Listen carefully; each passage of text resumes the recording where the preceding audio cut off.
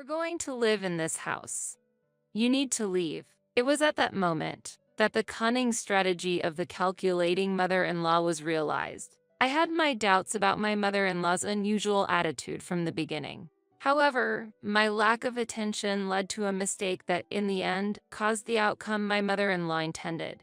I was filled with regret, wishing I could have made a different choice at that moment. But it was too late to take action.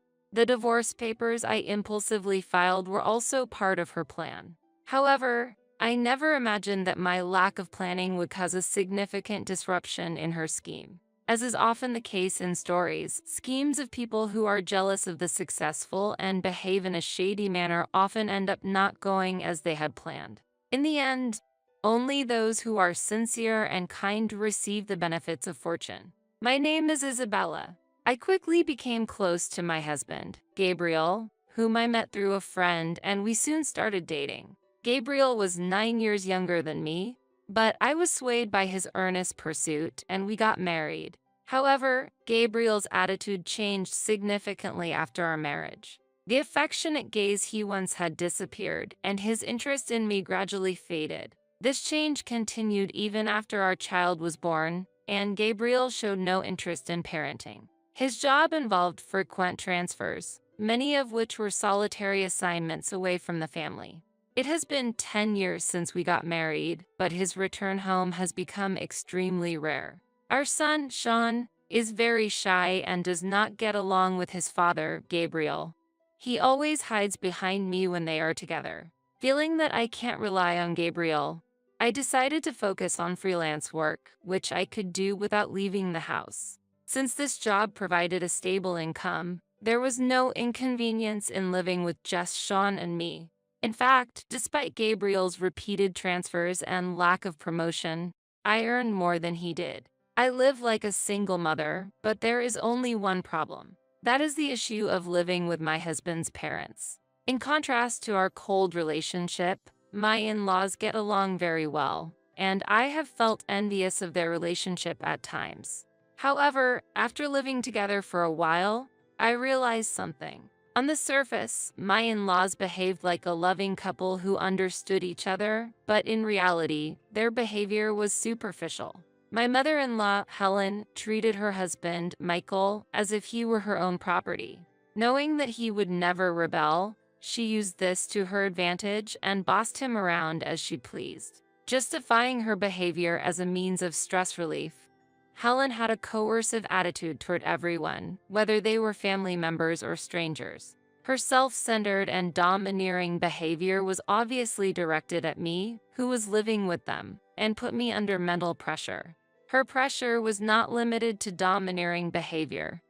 Even after 10 years of marriage, she constantly criticized and insulted me for being 9 years older than my husband, Gabriel.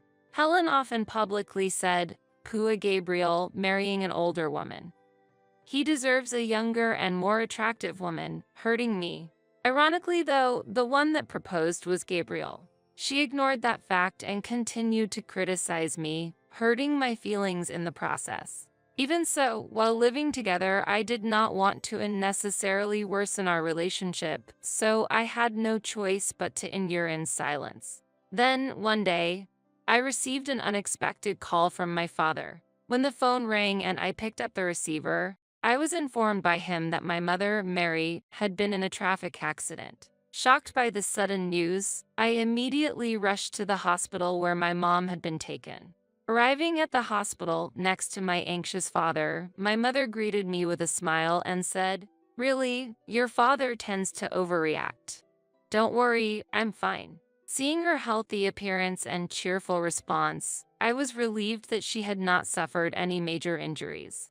However, the doctor later explained that my mother had a fractured leg. Even after surgery, a full recovery was not expected, and she was likely to have difficulty walking. My mother eventually underwent surgery and was transferred to a rehabilitation facility to aim for recovery and return home.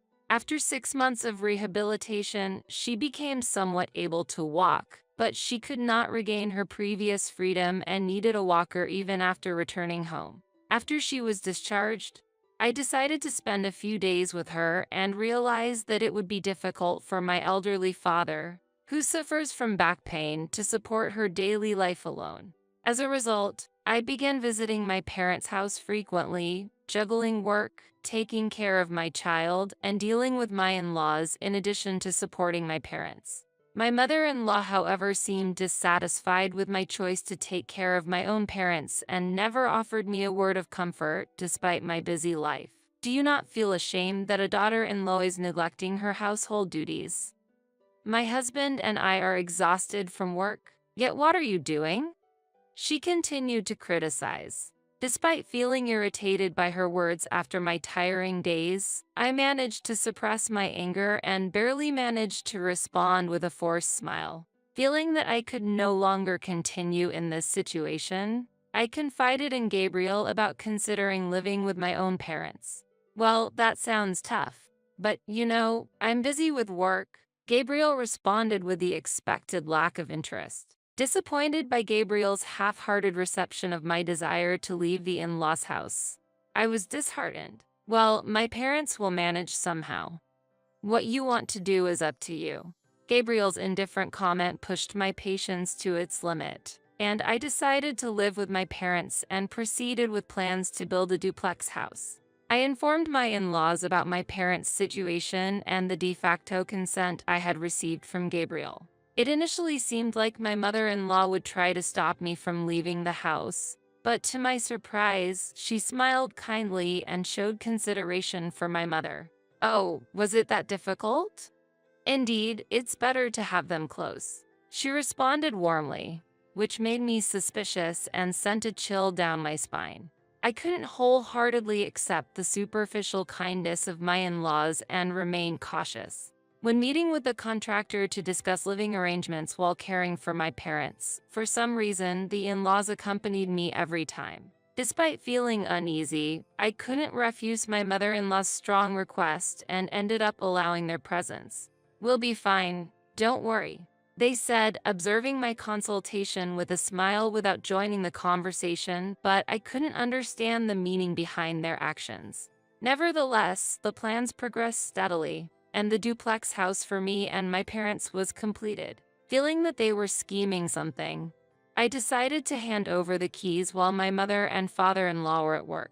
After confirming that no one was home, I sighed in relief. That evening, while preparing dinner, my mother-in-law made a sudden, strange suggestion. "I heard the new house is finished.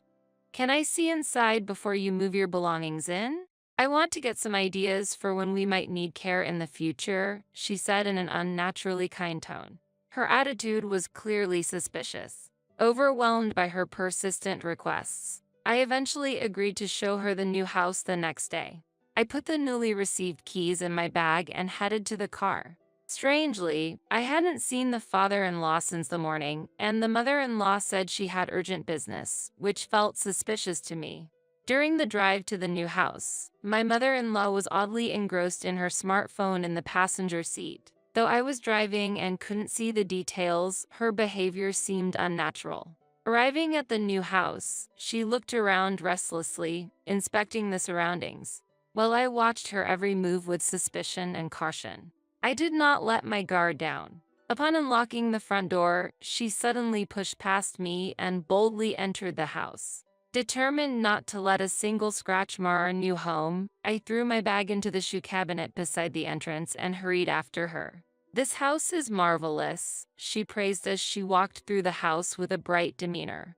I closely observed her for any suspicious actions, but nothing seemed amiss at that time. Just as I was about to suggest we leave after my mother-in-law had thoroughly savored every corner of the house, I heard a noise from the supposedly empty entrance. Rushing there, I found my father-in-law smiling warmly.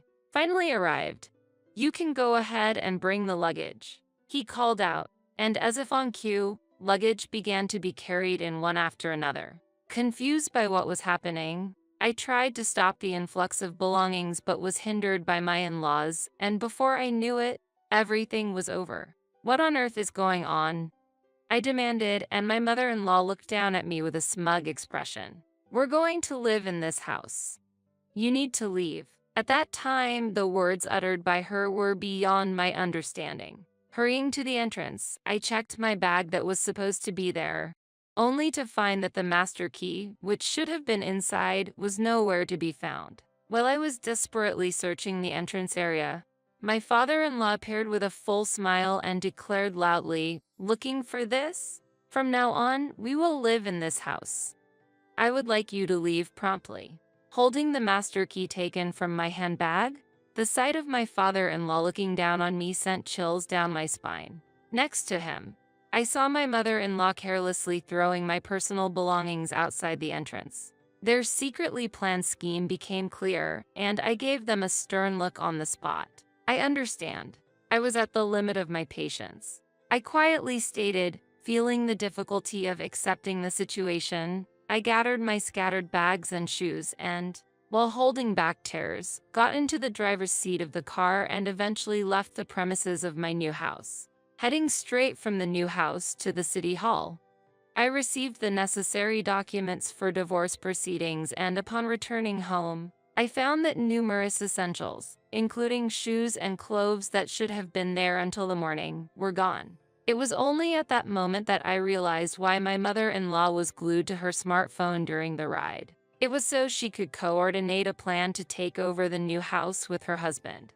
Deeply disappointed, I headed back to the new house. When I pressed the intercom button, my mother-in-law's bright and satisfied voice reached my ears.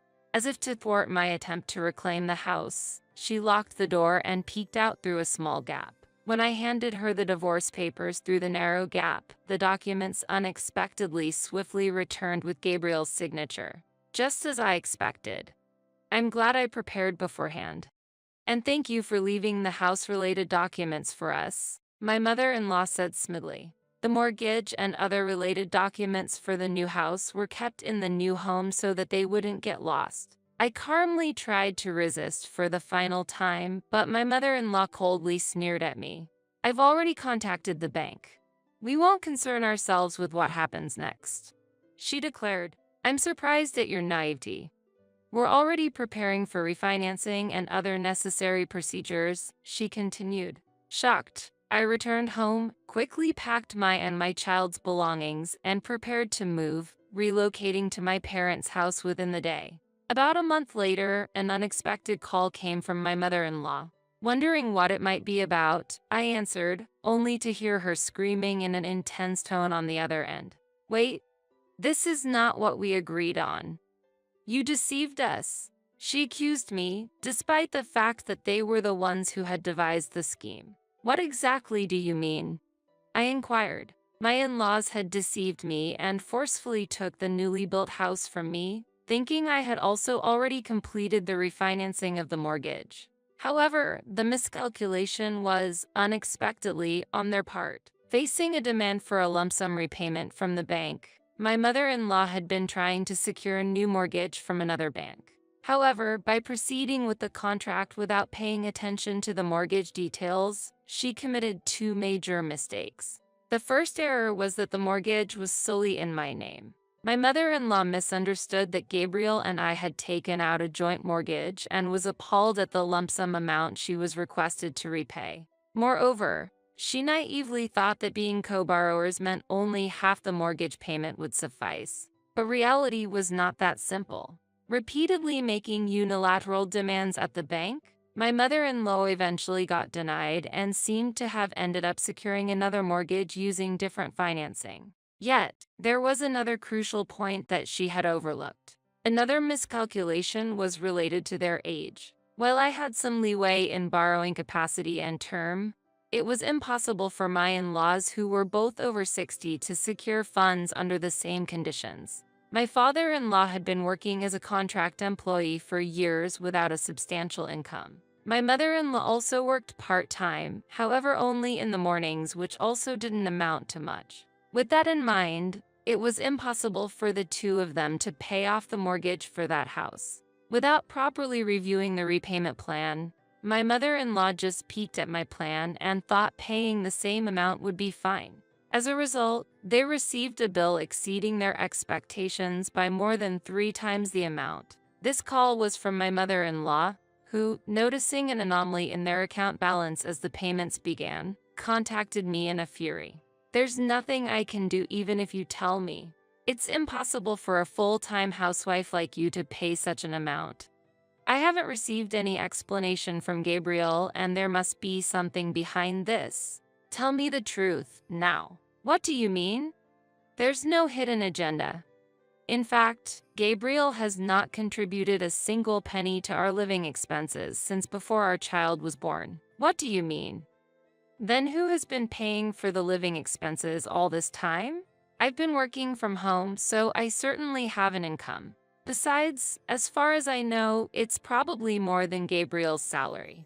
At my response, my mother-in-law was momentarily lost for words, but I could easily imagine her being flabbergasted on the other end of the phone. Even when our family went out to eat, my mother-in-law and the others usually left the payments to me. "It's obvious that the daughter-in-law should pay," they would say, "but have they ever considered where that money came from?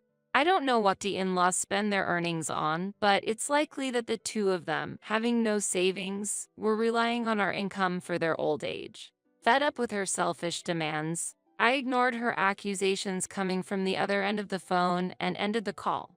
After that series of events, the calls didn't cease to end, making my phone ring multiple times a day. However, I deliberately chose to avoid answering and consistently ignored her calls. This continued for days, which had a significant impact on my state of mind, but I was resolute. I eventually ended up living with my parents in my family home. Living with 4 people under one roof was more cramped than I had imagined. But by letting go of the new house, I had some breathing room in my financial situation. In anticipation of this new beginning and with my mother in mind, I decided to purchase a reasonably priced used home and renovate it for nursing care. My parents were fully supportive of this plan, and so the decision was made by the entire family.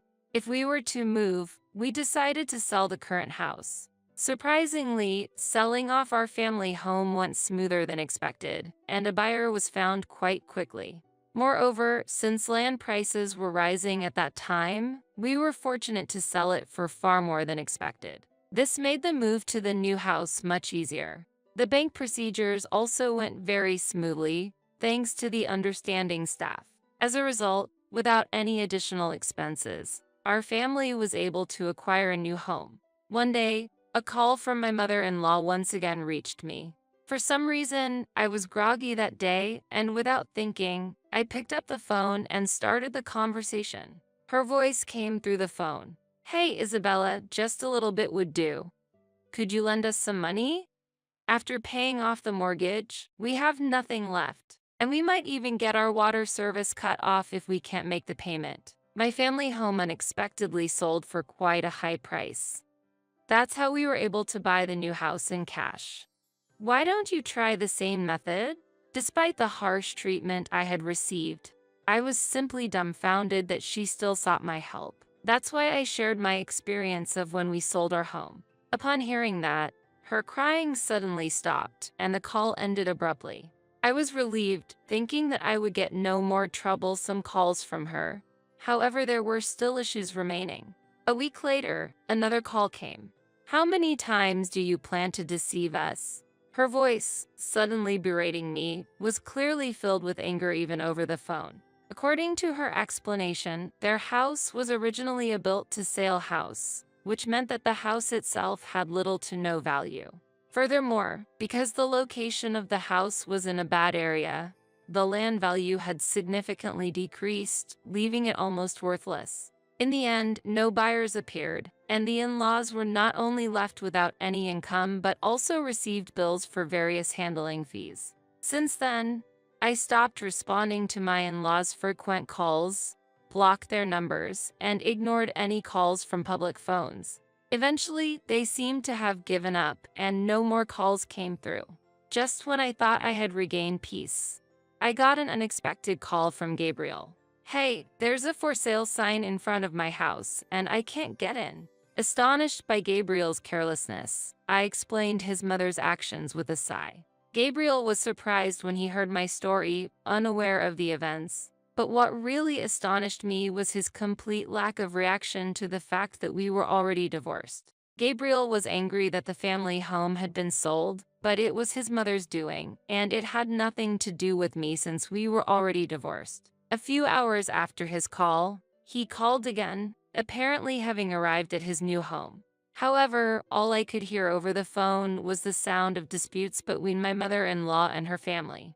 I later found out that Gabriel had a lover at the place he was transferred to. Having lost his home, he was considering living with his lover, but it turned out that his lover was already married. In the end, not only did Gabriel lose his lover, but he also faced alimony charges from the lover's spouse. He lost his job due to his parents' actions and is now working at a company that provides employee dormitories, with his income reduced to less than half of what it used to be. Additionally, I learned that the in-laws had imposed themselves on his new residence and were living there as freeloaders. After remodeling the old house and moving in, our family had started a new chapter in our lives. I have remarried Mr. Brown, an older man who kindly advised me on the house renovations. Having shared experiences of divorce and children, we immediately clicked and are now enjoying fulfilling days based on shared values. Mr. Brown is warm-hearted and actively helps take care of my parents, using his professional knowledge to quickly solve any problems they face, which is incredibly reassuring. While caregiving is challenging, I am deeply satisfied with my current life, living peaceful days with a trustworthy husband and lovely children.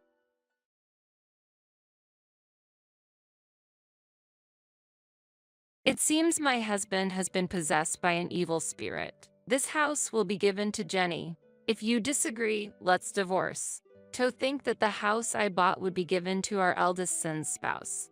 You better leave this house quickly. Ha. My husband sided with his daughter-in-law. I will put the house under my name. A monthly repayment of $1,800 is possible. Ha. My eldest son is also on his wife's side. Well, I'm no longer attached to such a dirty house. Then, as you all say, I will leave this house. You three will suffer from now on. Be on the lookout for what's about to happen. My name is Dorothy, and I am 60 years old. I hold a senior position in a leading company and have a higher status than usual. I live with my husband, Frank, who is 2 years younger than me. Last year, we renovated our house in preparation for the future.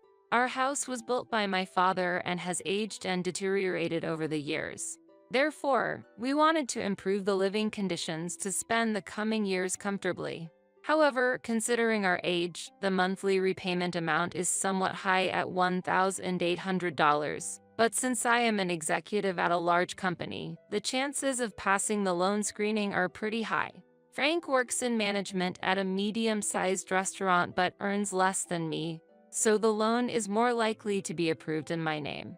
My salary alone makes it difficult to continue with the house loan. This house, originally belonging to your father, is currently registered in your name. I'm sorry, but could you take on the full amount of the loan? In return, I will contribute more to the household than before. After such a discussion, we decided to renovate. The renovated house has become more comfortable to live in, almost like a different place. It's very pleasing to know that by renovating the house I've lived in since childhood, I can continue to live here for a long time. I never imagined that the day I would leave this house would come. It was sudden. My cell phone vibrated.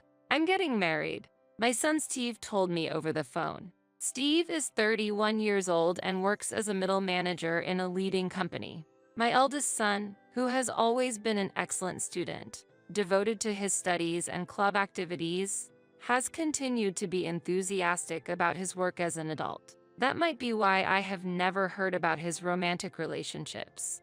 I was very curious about the woman he was considering marrying. I wonder what kind of person she is.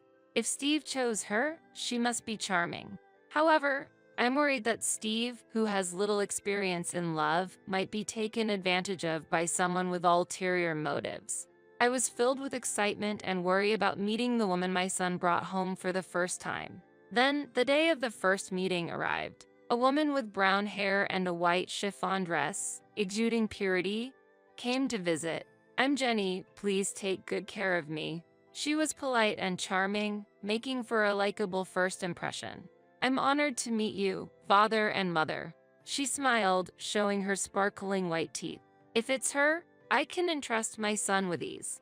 I felt this way, and it seemed Frank shared a similar opinion, showing a smile. She's a wonderful girl. When Frank murmured that, she said, I'm so happy to hear that from you, Dad.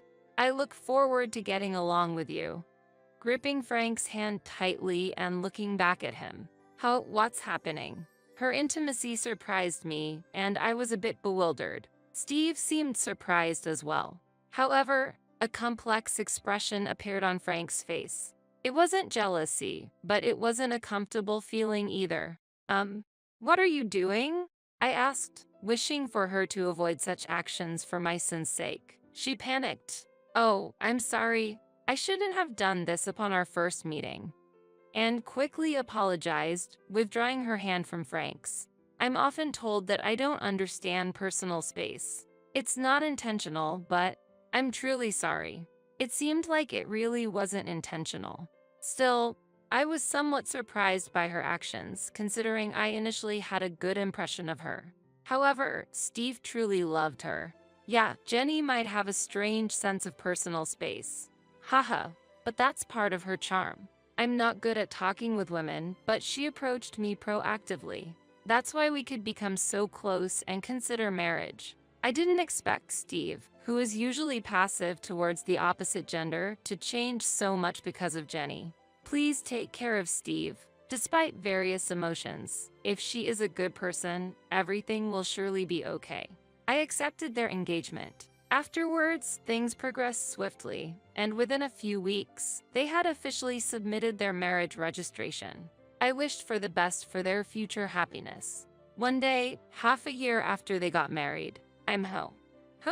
When I returned from work, there were unfamiliar women's shoes at the entrance. Stepping into the living room, I found Jenny. Oh, Mother, welcome back. The table was littered with empty cans and bottles of alcohol.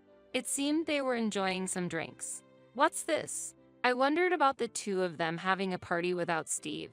I happened to meet Jenny on my way back from work. We talked about wanting to get closer, so we decided to drink together. But since it was before payday and money was tight, I suggested drinking at home. Why have a party at home? It would have been ideal if Steve also joined, and we all could have had fun together. I don't want to intrude on the newlyweds, but it would have been better if we gathered at Steve and Jenny's place. I tilted my head and answered, Indeed, we could have done it at our house, but the beauty of this residence is exceptional, and our place is a bit messy right now. Jenny's speech was unclear. She was slurring her words, clearly quite drunk. Hearing her normally precise speech become lax under the influence of alcohol was unexpected. But what was the reason for enjoying the alcohol just between the two of them? Why didn't you call Steve? I found it unusual for a daughter-in-law to come to her in-law's house to drink, especially during the honeymoon phase. After seeing them together, I started to look for Steve. Steve is currently busy with work and working late into the night. Because of that, I've been feeling very lonely. Jenny said, starting to cry.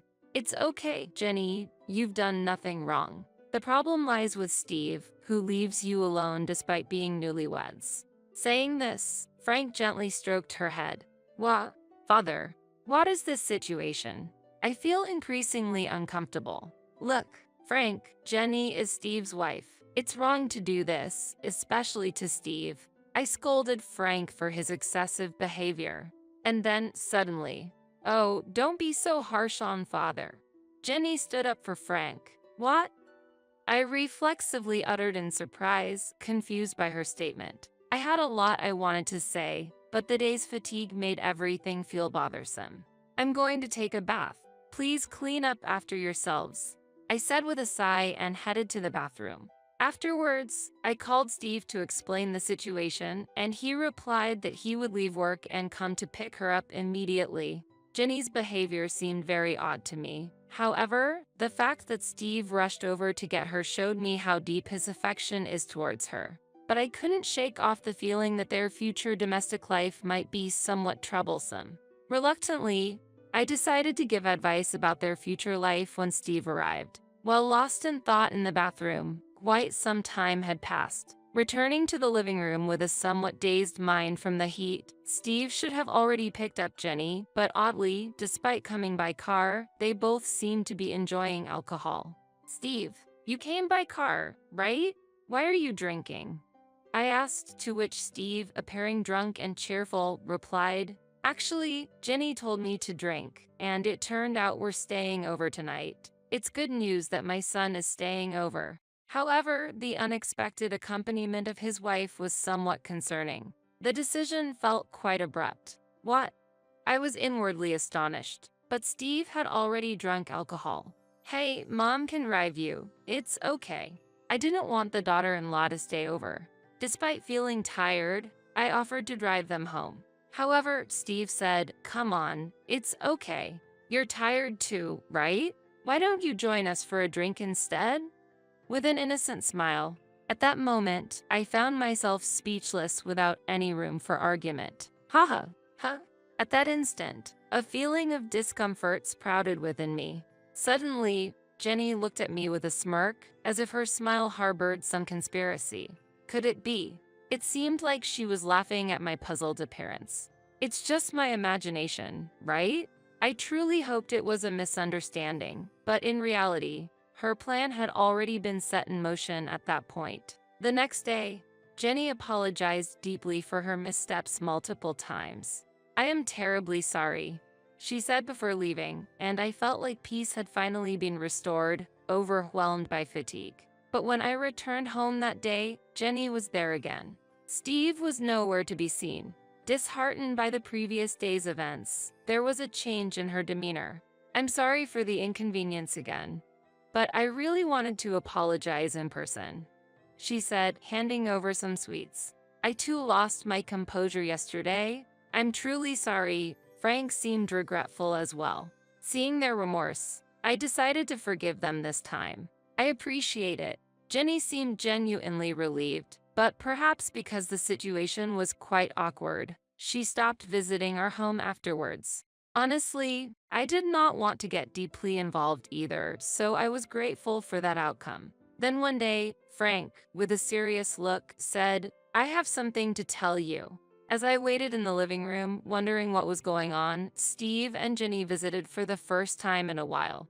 "It's been a while," I greeted, but they seemed to ignore my words and passed by as if they hadn't heard me. Perhaps my voice didn't reach them. Suddenly, Frank declared loudly, "This house will be given to Jenny. If you disagree, let's divorce." "What?" I was astonished. The discussion of transferring the house to Jenny came out of nowhere. It was a baffling situation. While I was confused, Jenny said, "Please, leave this place." What does she mean? I'm confused. Wait a minute. What do you mean by transferring the house to Jenny? I asked, to which Frank replied, "You've been making Jenny suffer, haven't you? That's unforgivable. She's such a good girl. Making her suffer. There's no such fact." However, Frank refused to listen to my argument. "Shut up. I heard it from her. That's why she was crying, saying she couldn't go home." Frank continued angrily, with Jenny shedding tears. "Why has it come to this?" Then Steve also burst out in anger. "I never thought my mother could do such a thing. You're horrible." The more I denied, the angrier they became, and Jenny's tears didn't stop. "That's why we're going to divorce. Leave this house immediately." I plan to continue living here with them. I couldn't understand why I had to transfer my own house to Jenny. When I asked for the reason, because Jenny is deeply hurt. We could have sought compensation, but we thought of a better solution. Taking this valuable house from you and giving it to Jenny is the appropriate punishment for you, was the response I received, even though I didn't make her suffer. Why should I face such retaliation? It's impossible for Jenny, who quit her job after getting married, to pay a monthly loan of $1,800, I argued. "Don't worry, we'll change the name to Steve. As long as Steve is working, the name change should be possible right away." However, there are restrictions on changing the name on a loan contract, so it wouldn't be that simple. In reality, changing the loan terms wouldn't be easy. I doubt the bank will allow it. When I counted, Frank said, "Don't worry, not only you, but Steve also works at a letting company. Plus, I have an acquaintance at the financial institution where you have the loan. If I talk to him, it should go smoothly." Appearing fully convinced. "Yeah, a monthly repayment of $1,800? Piece of cake." Influenced by Frank's confidence, Steve also agreed. Gradually, the reality of transferring the house to them became apparent. "I've said it many times, but I didn't do anything to her. There's no way I'm handing over this house." As I strongly objected, they became furious again. I was fed up with this situation. Then Jenny, who had been crying all this time, spoke up. "Mother, for the sake of us and our unborn child, please," she pleaded while caressing her belly. Unbelievable. "Mom, Jenny is actually pregnant right now. If her mental state becomes unstable, it could lead to the worst-case scenario. That's why I hope you can be a bit more lenient." Steve revealed the fact of her pregnancy. Indeed, stress during pregnancy should be avoided. However, being forced to transfer my home based on unfounded accusations is unacceptable. My heart was filled with turmoil. "I need some peace and quiet," I said, leaving the scene for the bedroom. Could I have unconsciously made Jenny suffer? I pondered while lying in bed when I found a strand of brown hair on the bed. "What's this?" Both Frank and I have black hair, so finding brown hair here is strange. Could it be Frank? My heart was disturbed. After the recent troubles, to find such a shocking discovery was overwhelming. I was getting confused. What's in the world? I cried myself to sleep. Waking up late at night, I was headed to the living room when I heard voices inside. Apparently, Steve and Jenny hadn't gone home yet. I wished I could have joined the evening drink. Someone said, "But Jenny, you're pregnant. You need to refrain," was the response. Hearing Frank and Jenny conversing joyfully, it felt like there was no space for me. My heart was heavy due to Jenny's inexplicable complaints. Standing frozen outside the living room, suddenly, an intimate sound reached my ears. "Ah, Jenny, I love you." Frank's voice. "Stop it, Frank. If Steve and Mother find out," Jenny replied. Shocked, I was disturbed by what Frank and Jenny were doing. "What on earth is happening?" "Don't worry. Steve is completely drunk, and Dorothy has been cooped up in her room all this time. She must be asleep by now." Haha, they were discussing. Haha, maybe she's angry and hiding under the bed? How funny. Haha, they laughed together. The brown hair I found was probably Jenny's. This is very unpleasant. What were they doing on my bed where I slept? I felt sick. They intend to push me out and secretly enjoy themselves with Jenny. My house being used inappropriately like this. Fine. I'll leave this uncomfortable house behind. However, I won't forget this, I thought to myself. The next day, I appeared in front of the three as if nothing had happened. In reality, I couldn't sleep in that bed anymore, too shocked to even close my eyes. "So, you've finally decided to transfer the house?" They smiled all at once when I said, "I've decided to transfer the house." "Great. Let's go for the name change procedures. I'll easily pass the loan screening." Steve was excited. He knows nothing. Although it saddened me at the moment, I had no intention of revealing the truth to my son. He wouldn't listen to his mother since he was under his wife's thumb. At least not yet. Afterwards, busy days of divorce proceedings and name changes followed. The name change process wasn't easy, but it was eventually completed. "This house is no longer yours." Haha, Frank taunted. "Hurry up and leave, old hag." Haha, Jenny whispered in my ear. I felt nothing but anger. They were the ones who were supposed to leave. I intended to make them, but not before getting back at them. Letting go of the home I had lived in since I was born was painful. Yet, I could no longer feel attached to a place associated with infidelity. I planned to use this abnormal situation to create turmoil between them. Wait and see when the time comes. A month after I left the house. "I'm ready," is what I said and headed to my former home. As I pressed the doorbell, Frank responded irritably, "What do you want, stranger?" Despite it being our first encounter in a long time. "I have something to discuss. Won't you let me in?" I answered firmly. Why should I let you into the house? Frank stubbornly refused my entry. I have something very important to discuss, especially to Jenny. An important matter concerning Jenny? Frank's response shifted. Mentioning her name, they readily invited me inside. Using her name was the last thing I wanted. However, it was clear that Frank was heavily influenced by her, so I leveraged that. You're a stranger now. Stranger. Even though legally we're strangers after the divorce, that term felt too heartless. I was infuriated by Frank's reaction. Why are you here now? They became more guarded. I want you to see this, I said, displaying some photographs. What is this? Their surprised voices filled the room. The photos were of Frank and her on a date, captured by a detective I hired to follow them after our divorce, recording their moments together. Wait, what? This is... Steve was unsettled. So what?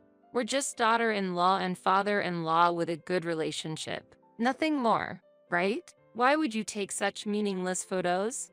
What do you want? They insisted they were just close. Really? Then what about this? I pulled out my smartphone and played a certain audio. I've always liked Jenny. Keep your voice down, or Steve and my mother-in-law will hear. Their voices and inappropriate sounds were recorded. What's this? On the day I discovered their relationship, I had secretly recorded their conversation. You're just misunderstanding. Frank desperately tried to explain. Misunderstanding? This is clearly a problem. Steve erupted in anger. Jenny just looked down. I pressed further. Let me ask you, whose child is in your belly, really? Steve's complexion changed. Could it be Dad's? He was lost for words. That's impossible. He always comes. Oh, she inadvertently confessed. You admitted it. You just said it. Their argument intensified and Frank and Steve got into a scuffle. Ouch! Jenny seemed to be in pain, which made them stop fighting. I seized the moment. Haven't I always said, I didn't make Jenny suffer? Did you lie to get rid of me, to convince Steve? Steve was shocked. No, I'm the worst. Why didn't I believe my mom? He blamed himself for being swayed by Jenny and doubting his mother. It's so clear now. We should talk about this. Steve raised his voice at them. Initially silent, with all this evidence, are you considering a lawsuit? Apparently, Jenny initially had genuine feelings for Steve.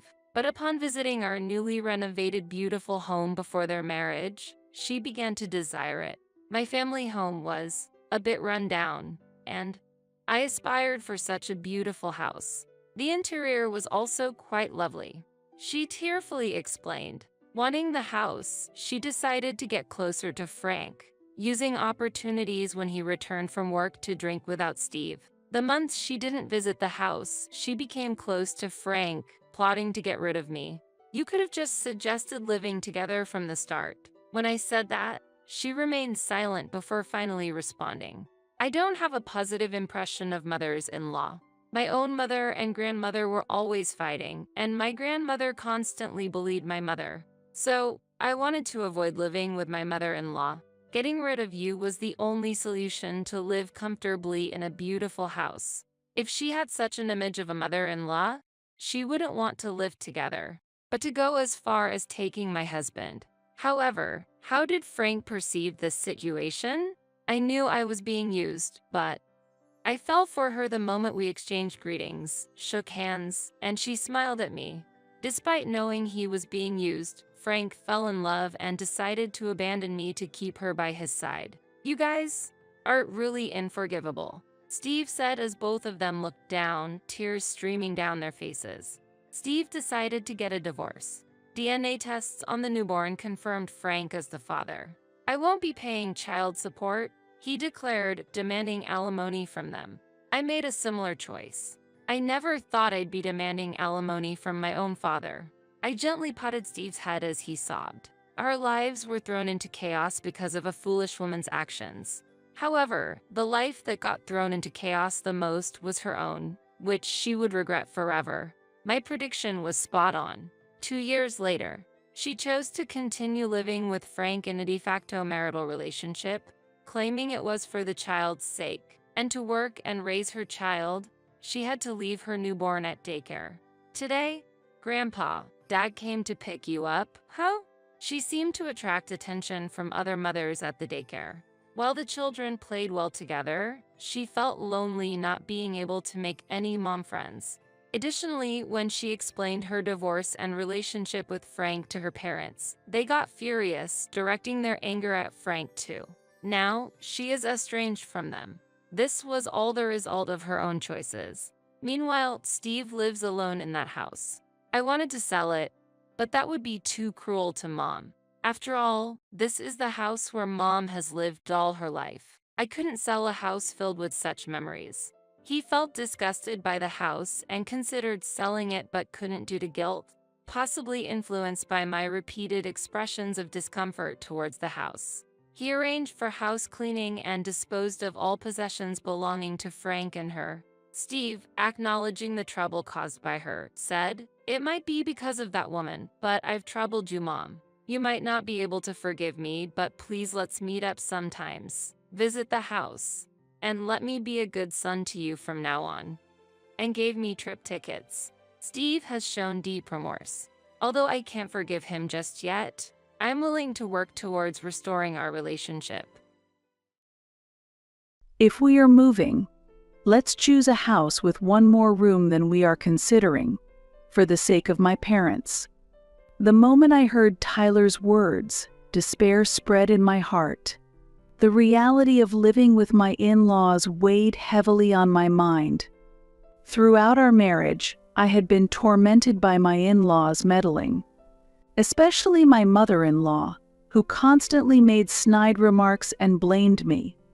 I was often blamed for our decision not to have children. "Sarah, when will I ever see my grandchildren's faces?" It's truly heart-wrenching. I had heard these words many times, and they wore me down. Tyler did not stand by me, only remaining unresponsive. At times, he even seemed to agree with his mother's words and blamed me. Living with the in-laws would make my life even more difficult. I would have no free time and would have to live constantly mindful of my in-laws' eyes.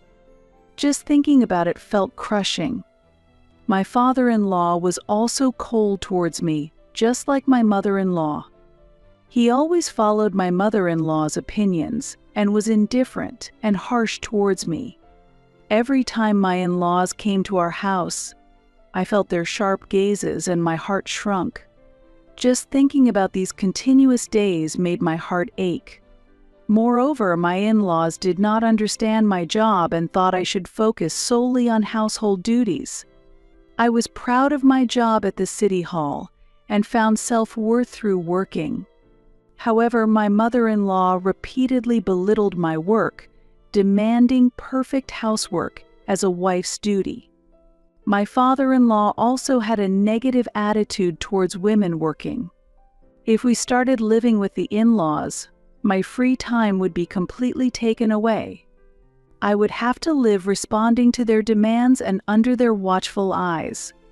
A crushing sense of despair dominated me. However, amidst this despair, an idea came to mind. It was to take advantage of Tyler's words, not to leave the elderly alone in the house.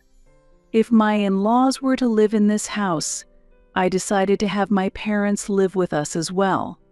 So I decided to choose not just one extra room, but two. My parents are modest and kind, and they cherish me. Living with them would provide me with emotional support and serve as a countermeasure against my in-laws. I made up my mind to implement this plan and contacted my parents.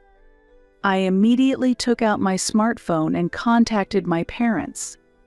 I honestly told them about my relationship with Tyler and my in-laws and shared the plan to love together. My parents listened to me with surprise. My mother said with tears in her voice, "It must have been hard being alone for so long," and my father strongly stated, "We will help you out since you have been enduring all this while." The call with my parents lasted longer than expected. I poured out all the feelings I had been holding in. My mother kindly responded and occasionally said with tears, "It must have been tough." My father also could not hide his anger and said, "Sarah, I didn't know you were suffering so much. I'm sorry." After hanging up the phone, I felt slightly lighter because I knew my parents were on my side and would support me. They also said they would start preparing for the move immediately. I believed that my plan would succeed and proceeded with the moving arrangements. Preparing for the move was harder than I thought. While preparing a room for my in-laws to make their stay comfortable, I also had to secure space for my parents. Arranging furniture and sorting belongings were tedious tasks, but I tackled them one by one.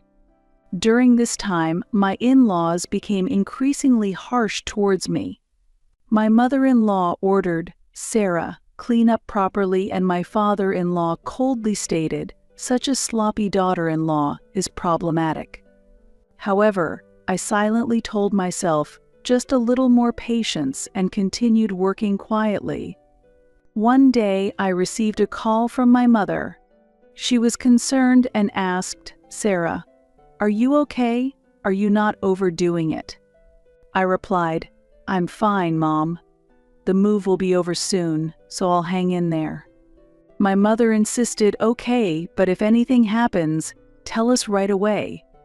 My father also encouraged me, saying, "Sarah, you're a strong girl. We will be there soon, so just a little more patience." Encouraged by his words, I felt renewed strength. As I continued preparing for the move, I looked forward to reuniting with my parents. I believed that with them, I could become stronger and overcome living with my in-laws. As the moving day approached, I became busier. In addition to preparing for the in-laws' move, I also had to proceed with my parents' move. However, if this plan succeeded, my life would change dramatically. This thought made the busyness bearable. On the moving day, both my in-laws and my parents arrived simultaneously. My in-laws looked surprised at my parents, but I calmly explained, "I've decided to have my parents live with us too." My in-laws seemed unconvinced, but I argued using Tyler's words, "It's not good to leave the elderly alone in the house." My in-laws looked puzzled, but I responded firmly. My mother-in-law expressed her dissatisfaction. "Sarah, what is this all about?" I calmly replied, "If you both are coming, it is necessary for my parents to live with us as well." My father-in-law protested. "This was not what we planned," but I repeated, "I was told it's not good to leave the elderly alone, so I called my parents." Thus my in-laws and my parents started living together. The house became lively, and slowly, hope returned to my heart. The moving process went smoothly. My parents were helpful, efficiently moving the boxes. Meanwhile, my in-laws wore dissatisfied expressions, but I continued working undisturbed. My mother smiled at me and said, "Sarah, let's do our best together from now on." And my father reassured me, "If anything happens, just let us know." After finishing the moving tasks, I took a moment to thank my parents. "Dad, Mom, thank you so much." "I'm happy we can live together," I said. My mother replied, "We feel the same way. We'll support you fully so that you can be happy." My father added, "Sarah, I'm glad to see your smile." Observing our interactions, my in-laws couldn't hide their displeasure. My mother-in-law coldly asked, "Sarah, where will our room be?" I explained, "I have prepared this room for you. I've made it comfortable for you both," but she seemed unconvinced, responding only with, "Well, I see." That night, the house was temporarily enveloped in silence. In my room, I healed from the fatigue of moving, while harboring both anxiety and anticipation about the upcoming life with my in-laws.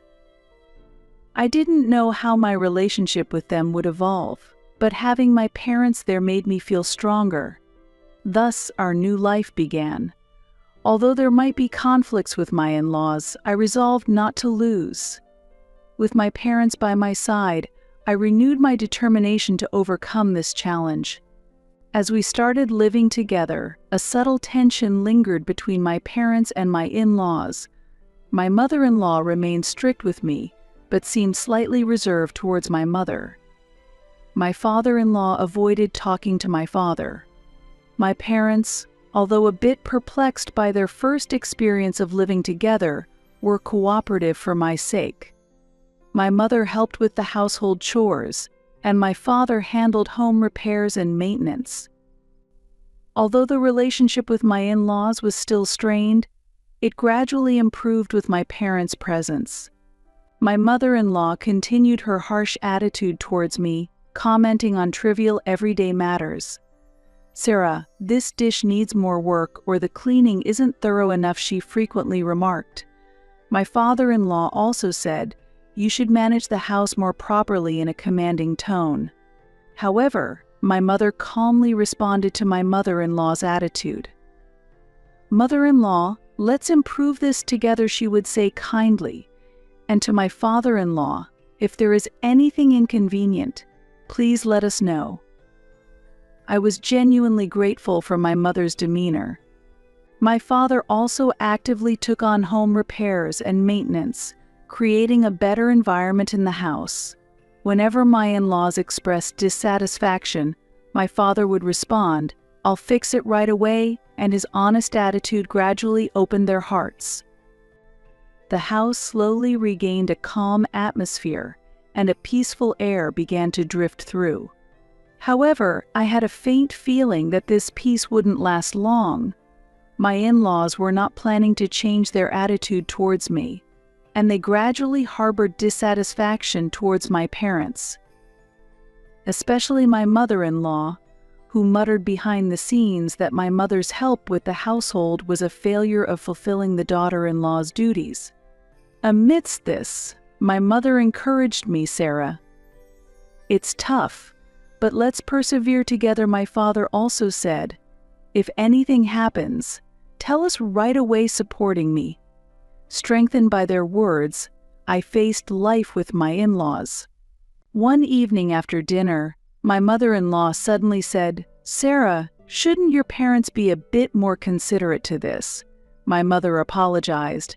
"I'm sorry, mother," but anger welled up inside me. Despite my parents' earnest cooperation, my mother-in-law refused to understand. That night, I discussed the future with my parents. "Dad, Mom, let's think together about what we should do from now on," I suggested. My father said, "Sarah, don't push yourself too hard," and my mother responded, "We'll help as much as we can. Let's overcome this together." Thus, we renewed our resolve to face life with my in-laws. Despite the ongoing challenges, I believed I could get through them with my parents' support.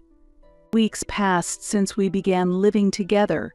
My parents, initially tense, gradually adjusted to life in this house. I also found more moments to relax, and the home's atmosphere softened. However, my in-laws' attitude began to change gradually.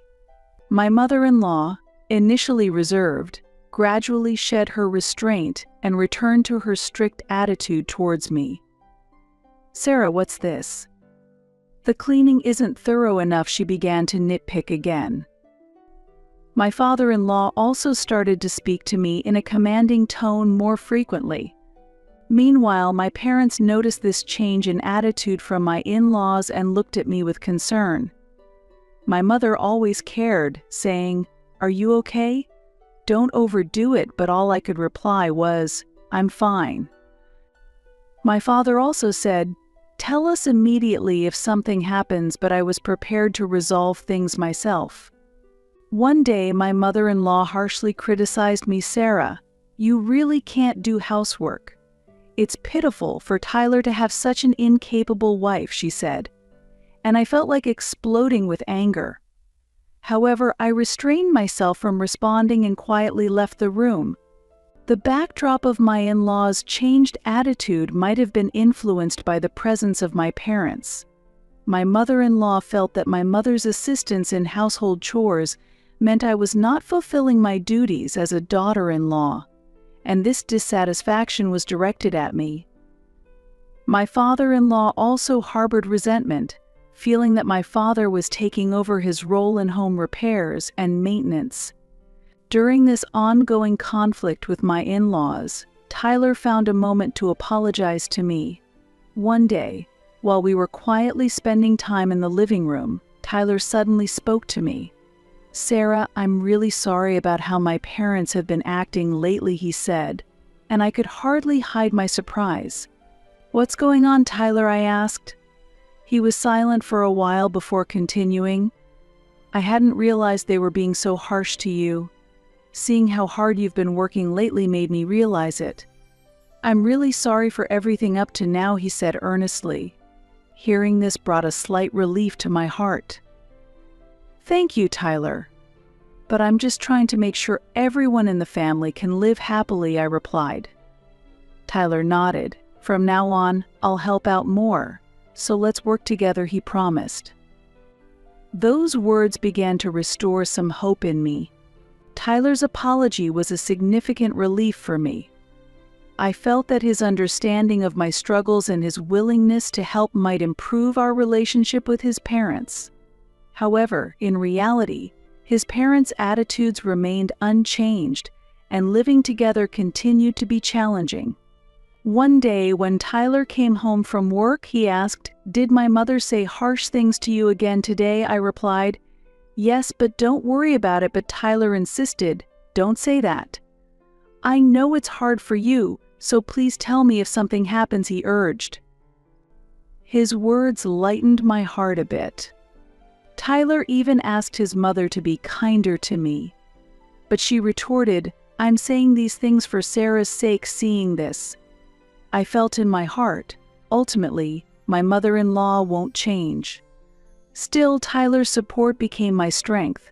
His kind treatment helped me continue to endure life with my in-laws. Our bond slowly deepened, and our relationship gradually improved. Throughout this, my parents continued to support me unwaveringly.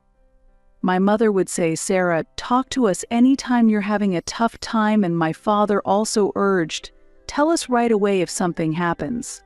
Supported by their words, I faced life with my in-laws. As my relationship with Tyler slowly improved, I felt the time had come to make a final decision. Living with his parents had become unbearable for me.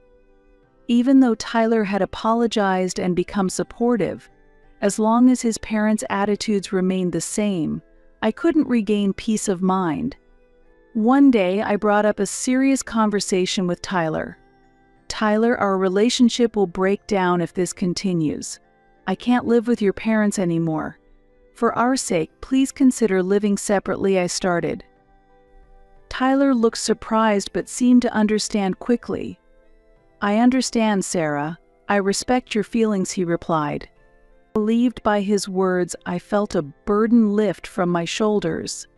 We began preparing for a new life. We found separate living arrangements for his parents and decided to start anew. This decision brought light back into my heart. A few weeks later, the move for his parents was complete, and our life regained its calm. The day they left the house was also a new beginning for me. His mother said, "Thank you for everything, Sarah," in a formal goodbye, but I felt no genuine gratitude in her words. After his parents left, I proposed divorce to Tyler. "Tyler, I can no longer continue this," I said, and he silently nodded. "I understand, Sarah. I wish you happiness," he replied. Hearing this, I couldn't stop the tears. Thus, we officially divorced and each began a new path. New hope sprouted in my heart, and I looked forward to what life had in store. Life after divorce was not easy. Preparing for a new life and sorting out my emotions was necessary. The separation from Tyler, whom I had been with for many years, caused me great pain. However, I believed in my decision and encouraged myself. While focusing on my job, I continued efforts to adapt to my new life. Without the support of friends and family, I couldn't have overcome this difficult period. My parents continued to encourage me. Tyler and his parents struggled to adapt to their new life. They had lost their familiar home and were forced to live in a cramped apartment. Tyler, too, became increasingly isolated as he faced work and lifestyle stresses. Meanwhile, I gradually adjusted to my new life.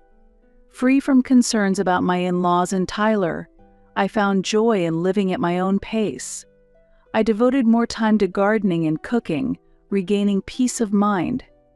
Divorcing Tyler was a significant decision, but I believed it was the right path for me. My parents continued to support my new life. My mother encouraged, "Sarah, live for yourself from now on," and my father always said, "Contact us if you need anything." Months after starting my new life, I was satisfied with my new existence. Overcoming past hardships, I relished the joy of making my life truly my own. I led a much freer and more comfortable life than before. Work was going well, and I was fortunate to have new encounters. My relationship with a man I met through my hobbies was going well, and his presence became a daily joy. I kept in frequent contact with my parents, whose support strengthened me. As I began my new life, I had more time to reflect on myself. Having adjusted to my new life and regained peace of mind, I was filled with hope for the future. Ready to move beyond past struggles, I relished the joy of controlling both my personal and professional life. Through new relationships, I rediscovered the beauty of loving and supporting one another while dreaming of building a future together. Meanwhile, Tyler and my in-laws faced tough times. With my departure, they seemed to realize for the first time how significant my presence had been. One day, Tyler called me. "Sarah, how are you?" he asked, catching me off guard. "I'm fine, thank you." "How about you?" I responded. Tyler replied, "Well, managing somehow, but it's really tough without you." His words left me with mixed feelings. "Sarah, please forgive us. I truly regret how terribly we treated you," Tyler continued. His apology lightened my heart a bit. "Thank you, Tyler, but it's in the past now. We each need to walk our own new paths," I answered. The lives of Tyler and my in-laws became increasingly difficult. They struggled with adapting to a cramped apartment life, missing the spaciousness of their previous home. They began to realize their mistakes but found it impossible to go back. Tyler struggled to adapt to his new life environment as well, worn out by work stress and changes in his living situation. He often thought, if I had been kinder to Sarah, maybe things wouldn't have ended up like this. One day, my mother-in-law called. "Sarah, can you forgive us?" she asked, her voice filled with sorrow. Surprised yet composed, I responded, "Mother, it's all in the past. I'm enjoying my new life." Her reply came with tears. "Thank you, Sarah. We truly are sorry." I learned that Tyler and my in-laws were facing severe hardships. They had only realized the importance of my presence after I left, and they began to recognize their mistakes. The consequences of their actions towards me had come back to haunt them. Tyler and my in-laws had lost everything. They realized their choices had been wrong and were tormented by regret. However, there was no turning back. Their lives were tough and lonely. On the other hand, my new life brought me much joy. I was promoted at work and received high recognition. Relations with my colleagues were excellent, and I felt fulfilled every day. On weekends, I enjoyed gardening and cooking, refreshing my spirit. My relationship with John, whom I met through hobbies, also deepened. He became a significant presence in my life, and we supported each other daily. Time spent with him was healing, giving me hope for the future. I stayed in frequent contact with my parents, who rejoiced in my new life and always supported me. My mother said, "Sarah, It makes me so happy to see you happy, and my father encouraged. Continue on your path. Feeling the start of a new life, I had more time for self-reflection. I learned a lot from past events and managed to grow personally. Excited for the future, I was eager for new challenges. I held great expectations for my future. Overcoming past pains made me stronger and more confident in myself. Positively facing each day, I was excited for new challenges. Stepping into this new phase of life, I embraced the joy of building my future. I vowed to enjoy life to the fullest and walk alongside those I love. Though challenges may arise, I was prepared to overcome them all.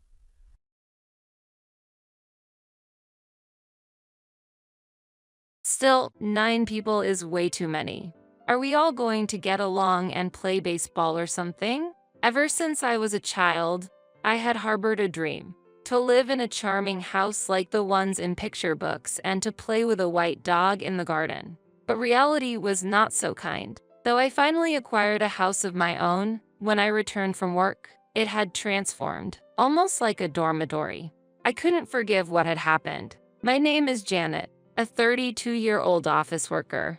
I had devoted myself to my job and worked hard. However, towards the end of my 20s, my friends started getting married one after another. I even went broke from the expenses at weddings.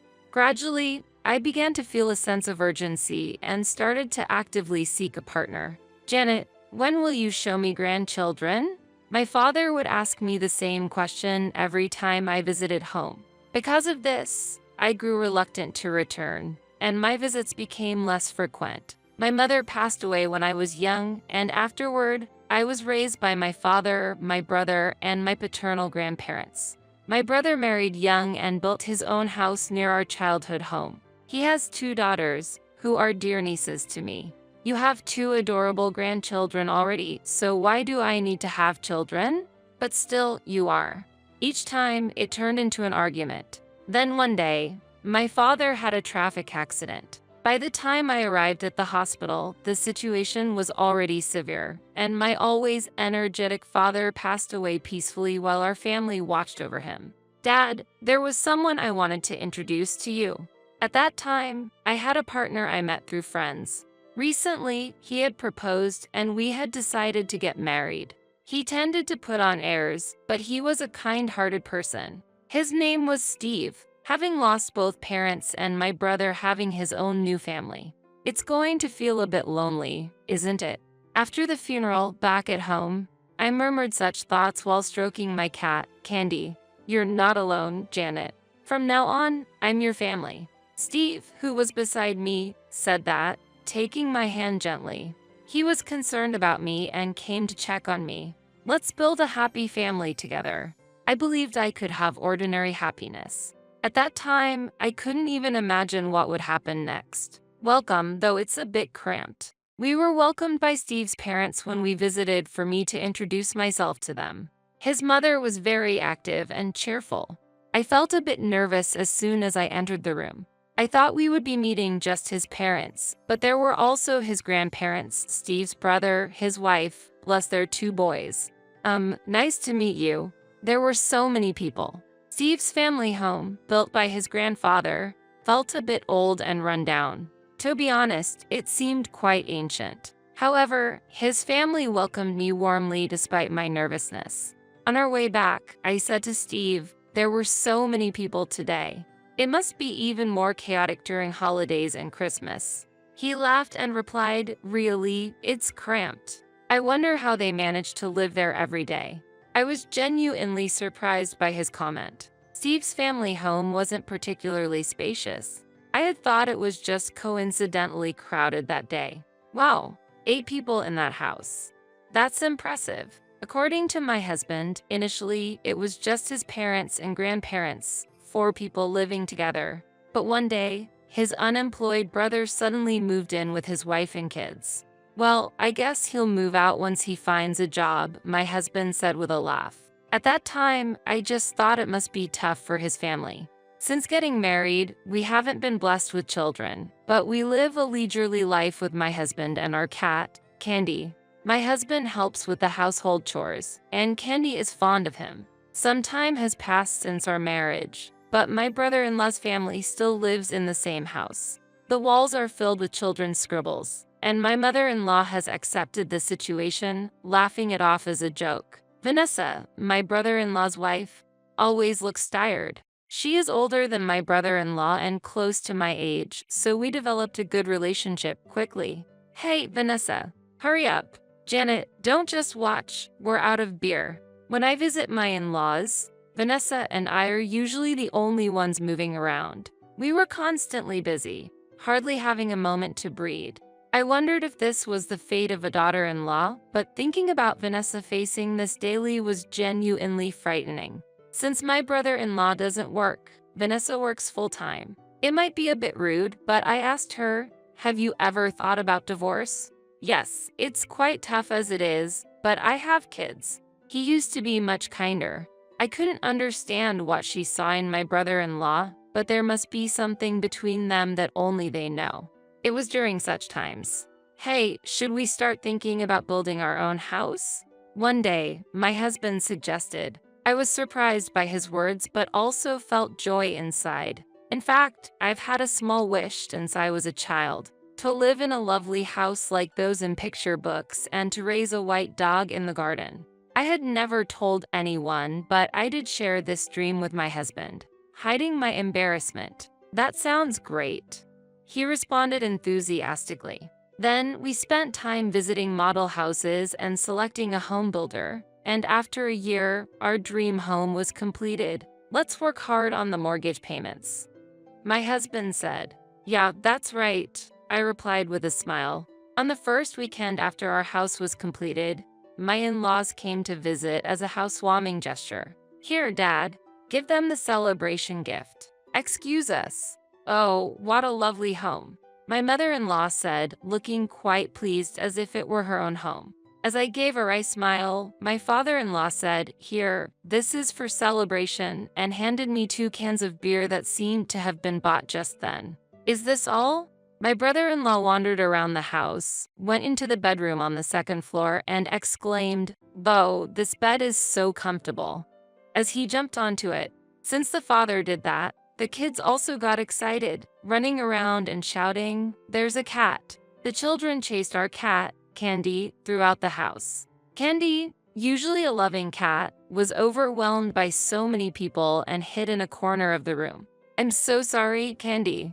Looking over at my husband and brother-in-law, they had already started drinking with my in-laws. "Janet, mother-in-law, is rushing for snacks. Can I use the kitchen?" "And I'm really sorry for scaring the cat," Vanessa said, apologizing.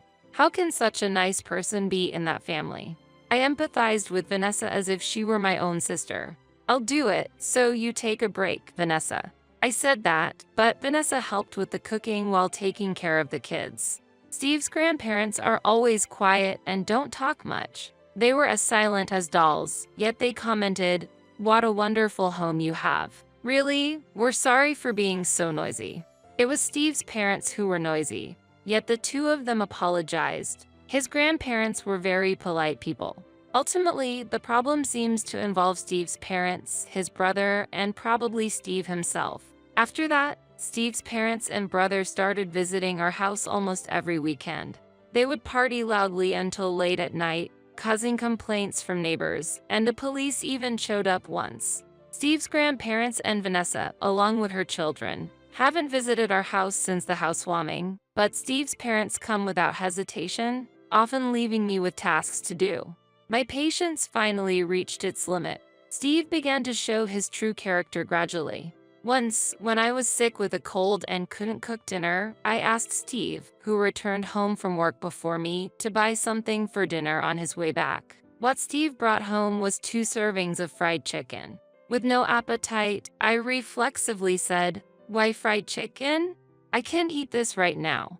Without getting angry, Steve replied, "What are you talking about, Janet? You need to eat properly and get better, especially now." If I could eat that, I wouldn't have asked in the first place. I thought to myself, Later, when Steve fell, I asked him with a hint of sarcasm, "Do you want fried chicken?" He replied, "No, that's obviously not going to work. What are you thinking?" He laughed as he said that. In the end, this family is selfish and lacks consideration for others. It's as if they've lost their humanity. They can do as they please now, but there will come a time they'd regret it. I decided that in my heart and smiled slyly. A few days later, it was decided that I had to go on a business trip. On the morning of my departure, "I'm off then," I cheerfully said to Steve. "Is your business trip starting today?" "Actually, Vanessa is also on a business trip starting today," he mentioned. "Really?" I had no idea. "What a coincidence," I replied, to which he laughed. "My parents are in trouble because they don't have anyone to help around the house." Seeing him laugh, I thought to myself, this man is terrible. Days passed busily while I was away, and a major storm hit. I asked Steve about the situation. "I'm fine, but the family home had some leaks due to the rain," he responded. I felt resigned thinking about the aging family home. The day I returned home arrived. As I approached my house from the station, I heard loud laughter. I wondered if someone was having a barbecue in their yard. It was so noisy that I thought it might cause complaints from the neighbors. Then I was shocked to realize the loud voices were coming from my own home. Hesitantly, I opened the door to find a multitude of scattered shoes and walls filled with scribbles. Stunned by this unexpected scene, Steve, already drunk, greeted me. "Oh, Janet, you're back." Angered by his blatant disregard, I stepped into the living room to find Steve's parents and brother also inebriated, with Vanessa busily preparing snacks for them. Steve's grandparents remained as calm as ever, while the children used the walls as their canvas, happily drawing. There was also an unfamiliar young woman present. There was too much information to process. I couldn't organize my thoughts. What exactly is going on here?" I tried to have a calm conversation with Steve, asking him quietly, "What? Didn't I tell you?" "The storm caused a leak in the family home," he replied. "I understand that. But why here?" According to Steve, the family home was severely affected by the storm, and our house was chosen as the refuge for his family. While Vanessa was on a business trip, Steve, his parents, and his brother discussed the next steps. "We all thought it would be great to live here together," Steve proposed proudly. "What?" I couldn't grasp what he was explaining. While I remained silent, Steve's parents cheerfully said, "We're family, and there's enough space, so it's fine." "There's no problem, Janet. Sure, the walls are a bit dirty, but that's just the kids doing," my brother-in-law stated nonchalantly. "Who is that woman?" I asked about the unfamiliar woman relaxing on the sofa. "Oh, her? She's a friend of mine and Vanessa." My brother-in-law turned to Vanessa for confirmation, and she smiled kindly, saying, "Yes, that's right. She got kicked out of her place, and when she asked for advice, my brother said it was okay for her to stay here." My brother-in-law explained, "Nice to meet you." The woman responded, but I was completely lost. In the not-so-large living room, there were 9 adults and 2 children. The house was messy, and the walls were covered in scribbles. It was hard to believe this was a new home. The family was loud, creating an atmosphere like a dormitory. I became furious at the situation. Still, 9 people is way too many. Are we all going to get along and play baseball or something? Then, I realized something. Wait, where's Candy? Our beloved cat, Candy, was nowhere to be found. When I asked Steve and the others, everyone claimed they hadn't seen her. As I searched for Candy, my nephew informed me, "Well, when Grandpa opened the window to smoke outside, Candy just slipped out." My brother-in-law glared at his son, who shared this information, as if he was saying something outrageous. "Why would you do that? I've told you to be careful when opening the windows," I said, tears welling up. To that, Steve indifferently replied, "Well, if it's about a cat, we can just get a new one. Why are you making such a fuss? If you want a divorce, that's fine by me." Steve said this with a smirk. I challenged his provocative attitude. "Did you just say divorce?" "Yeah, I did. If you're willing to apologize, maybe I'll reconsider," he replied. How he and his family could be so confident, smirking proudly, was beyond me.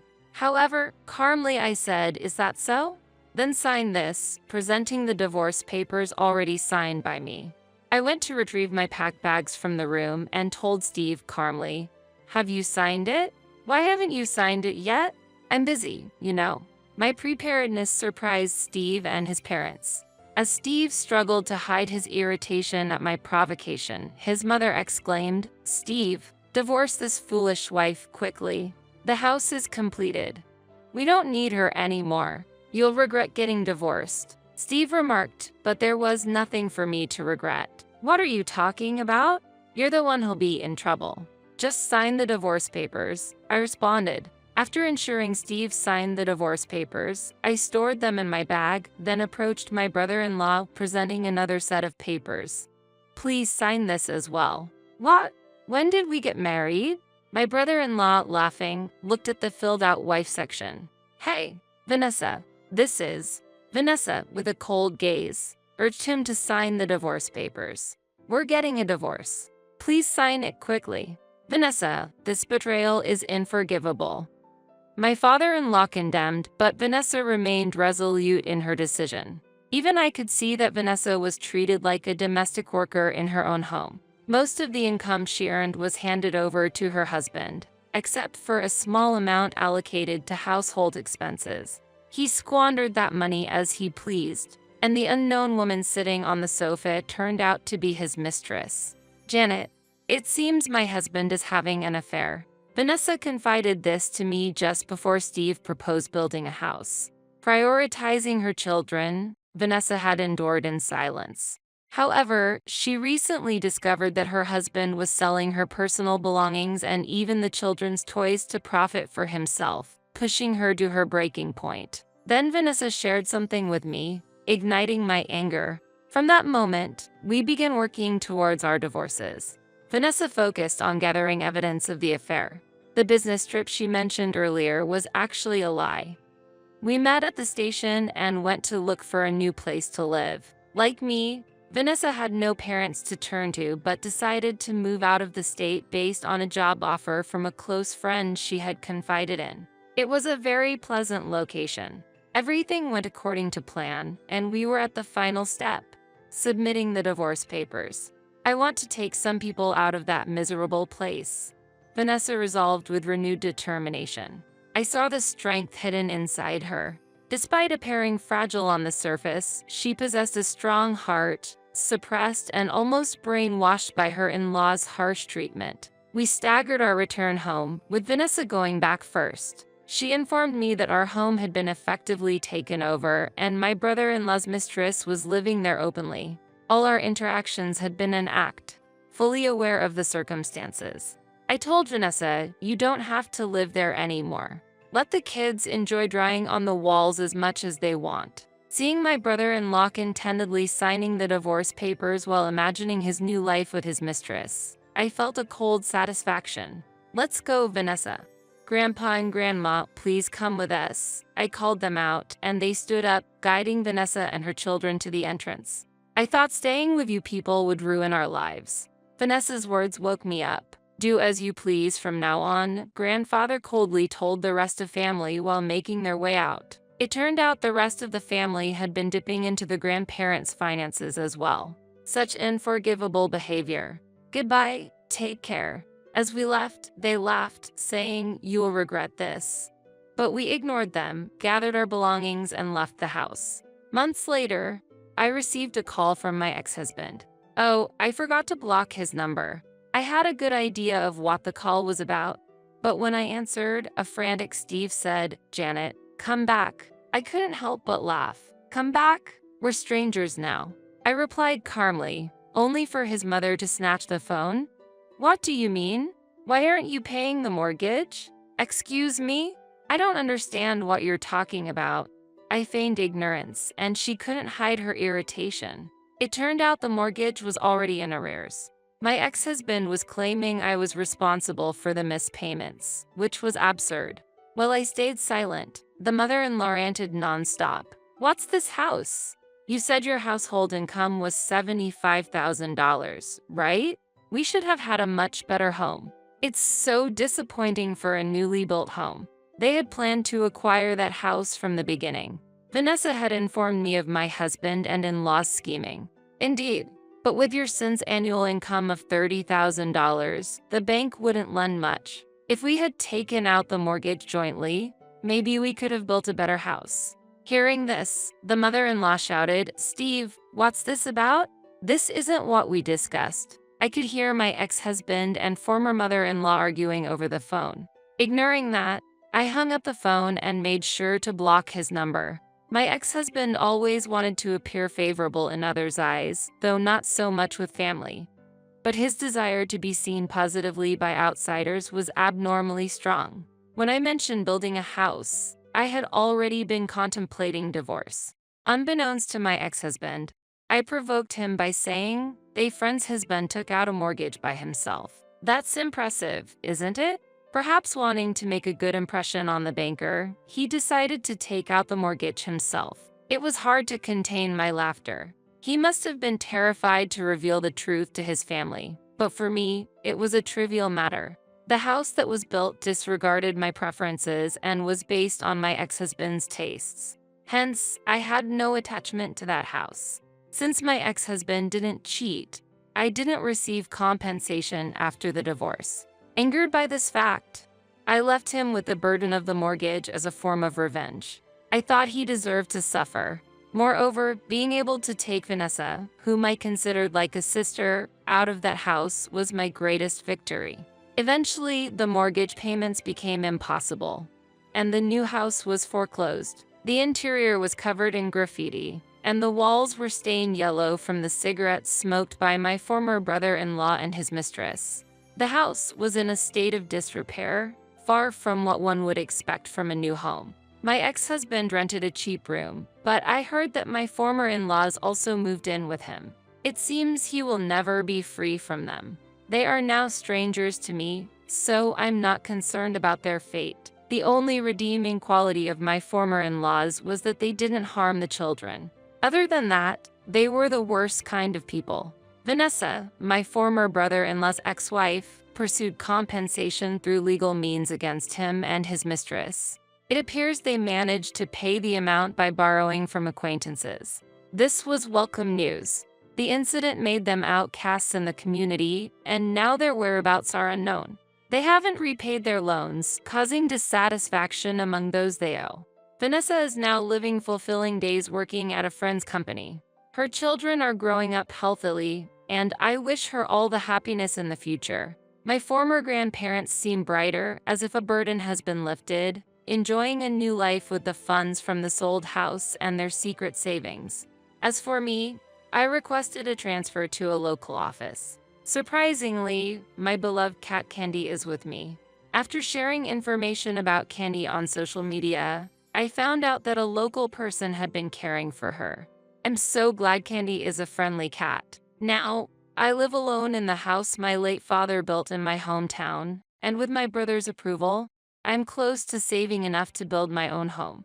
I hope to introduce someone special at my father's grave someday, and I continue to work hard every day.